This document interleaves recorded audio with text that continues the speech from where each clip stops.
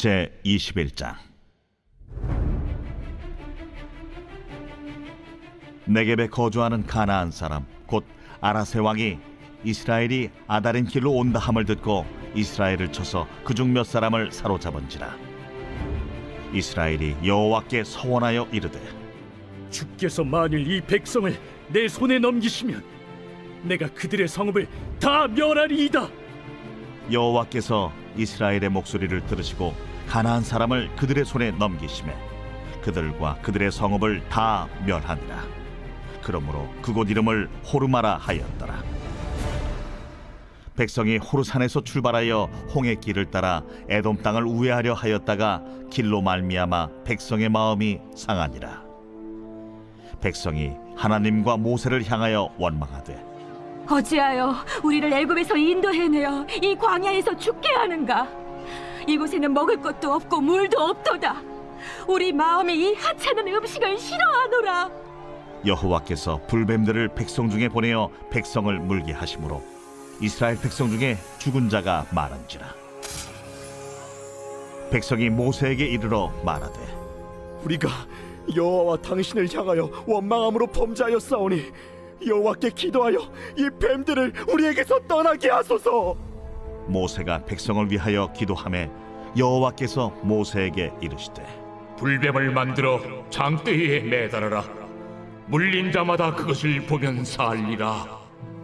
모세가 놋뱀을 만들어 장대 위에 다니 뱀에게 몰린 자가 놋뱀을 쳐다본즉 모두 살더라. 이스라엘 자손이 그곳을 떠나 오봇에 진을 쳤고 오봇을 떠나 모압 앞쪽 해돋는 쪽 광야 이에야바림에 진을 쳤고 거기를 떠나 세렛 골짜기에 진을 쳤고 거기를 떠나 아모리인의 영토에서 흘러나와서 광야에 이른 아르논 강 건너편에 진을 쳤으니 아르논은 모압과 아모리 사이에서 모압의 경계가 된 곳이라. 이러므로 여호와의 전쟁기에 일렀으되 수바의 와합과 아르논 골짜기와 모든 골짜기의 비탈은 아르고우를 향하여 기울어지고 모압의 경계에 닿았도다 하였더라. 거기서 부엘에 이르니 부엘은 여호와께서 모세에게 명령하시기를, 백성을 모으라. 내가 그들에게 물을 주리라. 하시던 우물이라. 그때 이스라엘이 노래하여 이르되, 우물물아 솟아나라. 너희는 그것을 노래하라. 이 우물은 지휘관들이 팠고 백성의 귀인들이 규와 지팡이로 판 것이로다. 그들은 광야에서 mat다나에 이르렀고 mat다나에서 나할리엘에 이르렀고 나할리엘에서 바못에 이르렀고 바못에서 모압들에 있는 골짜기에 이르러 광야가 내려다 보이는 비스가 산 꼭대기에 이르렀더라. 오늘 본문은 크게 세 가지의 사건들이 나열되어 있습니다. 첫 번째 사건은 1절부터 3절입니다. 가나안 사람 아라세 왕이 이스라엘을 공격하였지만 이스라엘이 하나님께 서원하며 전쟁에 임하였더니 아라세 성읍, 훗날 호르마로 불리는 성읍을 멸할 수 있었다는 내용입니다. 두 번째 사건은 4절부터 9절까지입니다. 에돔 왕은 자신의 땅을 이스라엘이 통과하지 못하게 합니다. 그래서 이스라엘은 에돔 땅을 우회하여 광야길로 떠나야 합니다. 그런데 이 광야길은 우회하는 길이라서 멀기도 하지만 먹을 것과 물을 구하기가 어려워 사람이 살기에 적합하지 않은 땅입니다. 이런 길을 건너라니 이스라엘은 마음에 불만이 커집니다. 결국 이스라엘 백성은 또다시 애굽에서 자신들을 이끌어내어 광야에서 죽게 한다고 하나님과 모세를 원망합니다. 하나님께서는 이스라엘의 불만을 용인하지 않으시고 불뱀으로 백성들을 물게 합니다. 불뱀으로 인해 사람들이 죽는 것을 보자 백성들은 모세에게 용서를 구하며 살려달랍니다. 모세는 백성을 위하여 기도하였으며 하나님께서는 불뱀을 장대 위에 매달아 물린 자마다 그것을 보면 살 것이라고 약속하십니다. 세 번째 사건은 10절부터 20절까지입니다. 이스라엘 백성의 모압 땅까지 이어진 행진 여정을 설명합니다. 비록 여기에 나오는 많은 지명들이 정확히 어디인지 알 수는 없으나 이 단락이 말하고 싶은 것은 분명하게 드러납니다. 여호와의 전쟁기에 기록된 것처럼 이스라엘은 모압의 경계에 도착했음을 강조합니다. 또한 이 과정에서 지휘관들과 귀인들이 하나님의 약속에 따라 우물을 팠음을 강조합니다. 이 중 두 번째 사건, 불뱀 사건과 세 번째 행진 여정은 두 가지 내용에서 서로 연결됩니다. 하나는 길에 대한 이스라엘의 태도입니다. 먼저 불뱀 사건에는 모압 땅으로 가는 광야길 때문에 백성들이 불평했지만 뒤에 나오는 행진 여정은 그런 불평이 없이 마치 군대가 신속하게 움직이는 모습을 보여줍니다. 다른 하나는 물과 관련됩니다. 불뱀 사건에서는 물이 없어서 불평했다면 행진 여정에서는 지휘관들과 귀인들이 우물을 팠음을 보여줍니다. 한때 불평의 조건이던 길과 물이 행진 여정에서 하나하나 해결됩니다. 이렇게 사건이 전환되는 중요한 지점이 바로 하나님의 진노와 구원으로 묘사되는 불뱀과 노뱀의 이야기가 자리 잡고 있습니다. 불평으로 인해 불뱀에 물려 죽을 수밖에 없었다면 노뱀으로 인해 이스라엘은 살 길을 얻은 것입니다.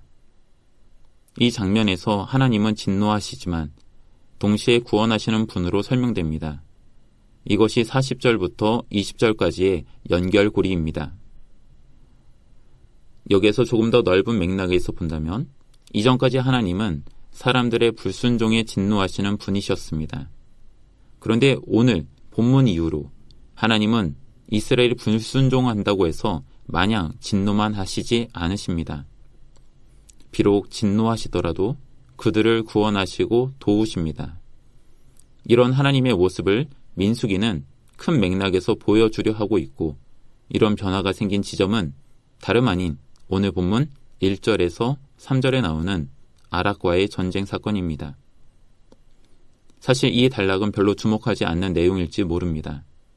하지만 민수기 전체의 구조에서 본다면 매우 중요한 주제가 여기에도 등장합니다. 그 주제란 다름 아닌 서원입니다. 민수기에는 세 곳에서 서원에 대한 이야기가 나옵니다. 6장에 나오는 나실인의 서원과 30장에 나오는 여자의 서원입니다. 그리고 오늘 본문입니다. 이 지점들에서 민수기는 서원이라는 중요한 메시지를 던지고 있는 것입니다.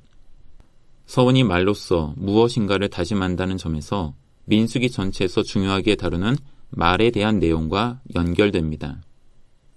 지금껏 이스라엘 백성들은 불평의 말만 늘어놓던 사람들입니다.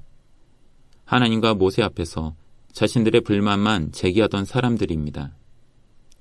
무엇 하나 감사의 말이나 하나님을 위한 다짐을 해본 적이 없는 사람들이었습니다. 그런 이스라엘 백성이 아랏 왕의 침략 때문에 하나님 앞에서 서원을 합니다. 자신이 내뱉은 말에 대한 책임을 지겠다고 다짐한 것입니다. 물론 서원 한 번으로 사람이 달라지는 것은 아닙니다. 하지만 민수기는 이 서원을 기점으로 이스라엘을 대하시는 하나님의 모습이 달라졌다고 말합니다. 20장 이전까지는 이스라엘의 불순종에 가차없이 진노를 하셨다면 21장 이후로는 이스라엘의 불순종에도 불구하고 구원을 베푸십니다. 민수기가 주목하는 서원이란 자신이 원하는 것을 이뤘을 때에 대가로 하나님께 무엇을 하겠다는 의미가 아닌 하나님의 뜻을 이루기 위한 이스라엘의 약속이 아닐까 합니다. 사실 호르마는 가나안 땅을 정탐했다가 하나님께 반기를 들었던 민수기 14장 말미에 나오는 지명과 동일합니다. 그 당시 이스라엘은 이 호르마에서 가나안 사람들에게 패배했었습니다. 그곳 사람들은 거인이고 자신들은 메뚜기라고 비하하던 그들의 말이 그렇게 이루어졌습니다. 약속의 땅을 사람을 삼키는 땅이라 폄하했던 이스라엘의 말이 그렇게 이루어진 것입니다. 그런 동일한 장소에서 이스라엘은 하나님께 소원합니다. 주께서 만일 이 백성을 내 손에 넘기시면 내가 그들의 성읍을 다 멸하리이다. 호르마가 약속의 땅에 대한 이스라엘의 불신을 기억하는 땅이라는 점에서 아랏의 왕을 이긴 이 사건은 이스라엘이 비로소 하나님의 신실함을 조금 이해하기 시작한 시작점이라 해도 좋을 것 같습니다. 하나님은 내가 원하는 것을 이루기 위한 거래로서의 서원을 바라지 않으십니다. 오히려 하나님의 신실하심에 올바르게 반응하기로 하는 다짐으로서의 서원을 요구하십니다. 오늘 우리 모두가 주님 앞에서 거룩한 그리스도인으로 책임감 있는 삶을 살겠다는 서원의 기도를 드리면 좋겠습니다. 함께 기도하겠습니다. 주님, 우리의 입술이 주님 앞에서 신실하기로 소원합니다. 나의 입술을, 우리의 입술을 구별하며 살 수 있도록 우리에게 힘을 더하여 주옵소서. 세상과 가정 속에서 책임감 있는 말을 하는 그리스도인이 되기를 다짐해 봅니다. 예수님의 이름으로 기도합니다. 아멘. 1. 오심 기도. 하루 5번 마음을 다해 드리는 기도. 나는 죽었습니다. 제가 주인이 아니고 예수님이 저의 주인이십니다. 예수님은 십자가에서 죽으시고 부활하셨습니다. 부활하신 예수님을 가슴으로 만나서 따라가며 간증합니다. 사랑하는 가족과 함께 영광스러운 승리를 노래합니다.